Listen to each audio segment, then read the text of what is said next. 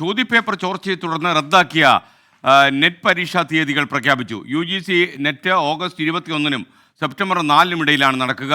CSIR net പരീക്ഷ July 25 മുതൽ 27 വരെയും NCET പരീക്ഷ ജൂലൈ 10-നും ഇടയിൽ നടക്കുമെന്ന് അറിയുന്നു. രാധാകൃഷ്ണൻ മറ്റു വിവരങ്ങൾ നൽകും. പറയൂ രാധാകൃഷ്ണൻ. SKN ഈ പരീക്ഷകൾ മാറ്റിവെച്ചതിൻ്റെ തുടർച്ച എന്ന രീതിയിലാണ് പുതിയ തീയതികൾ പ്രഖ്യാപിച്ചിരിക്കുന്നത്. ഈ പരീക്ഷാ ക്രമക്കേടുമായി ബന്ധപ്പെട്ടിട്ടുള്ള അന്വേഷണം നടക്കുന്നതിനിടെയാണ് ഇപ്പോൾ ദേശീയ പരീക്ഷാ നടത്തിപ്പ് ഏജൻസി ഈ പരീക്ഷാ തീയതി പ്രഖ്യാപിച്ചിരിക്കുന്നത്. അതനുസരിച്ച് CSIR UGC നെറ്റ് പരീക്ഷ ജൂലൈ 25 മുതൽ 27 വരെയാണ് രാജ്യത്തെ വിവിധ കേന്ദ്രങ്ങളിൽ നടക്കാനായിട്ട് പോകുന്നത്. UGC നെറ്റ് പരീക്ഷ ഓഗസ്റ്റ് 21-നും സെപ്റ്റംബർ 4-നും ഇടയിൽ നടക്കും.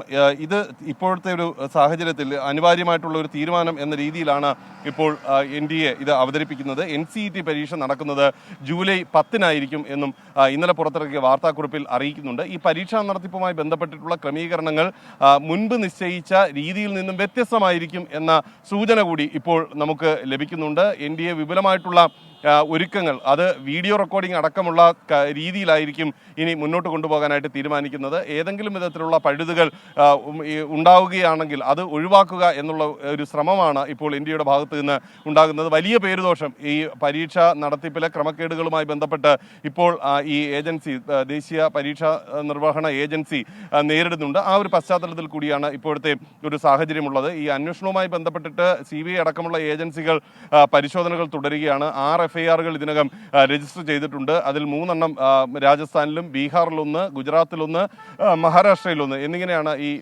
FIR-കൾ രജിസ്റ്റർ ചെയ്തിരിക്കുന്നത്. അവയുമായി ബന്ധപ്പെട്ടിട്ടുള്ള അന്വേഷണം തുടരുകയാണ്. ജാർഖണ്ഡ് അടക്കമുള്ള ഇടങ്ങളിൽ ഈ പരീക്ഷാ കോർഡിനേറ്റർമാരടക്കം പിടിയിലാവുന്ന വിധത്തിലേക്ക് അന്വേഷണം എത്തിയിരിക്കുന്നു. 2 പേരാണ് ജാർഖണ്ഡിൽ പിടിയിലായിരിക്കുന്നത്. 6 പേർ കസ്റ്റഡിയിലുണ്ട്. ഡൽഹിയിലടക്കമുള്ള സ്ഥലങ്ങളിൽ കസ്റ്റഡിയിൽ എടുത്തിരിക്കുന്നവരുടെ ചോദ്യം ചെയ്യൽ തുടരുകയാണ്. അങ്ങനെ ഈ ശൃംഖലയുടെ ഏറ്റവും പ്രധാനപ്പെട്ട കണ്ണികളെ പുറത്തു കൊണ്ടുവരാനായിട്ടുള്ള നീക്കങ്ങൾ CBIയുടെ ഭാഗത്തു നിന്നും ഉണ്ടാകുന്നു.